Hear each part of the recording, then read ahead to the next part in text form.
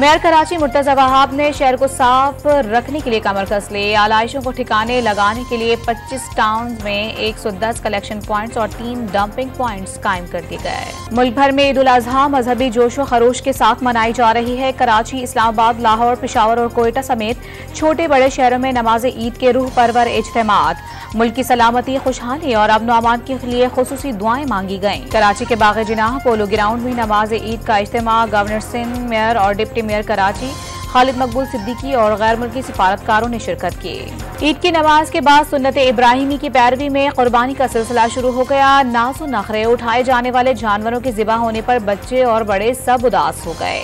कसाईयों ने शहरियों को परेशान कर दिया। और नफरत को फरोग देने वाला घर में आराम से ईद मना रहा है, कारकुन जेलों में सड़ रहे हैं। शर्जील इनाम मेमन की गुफ्तगू।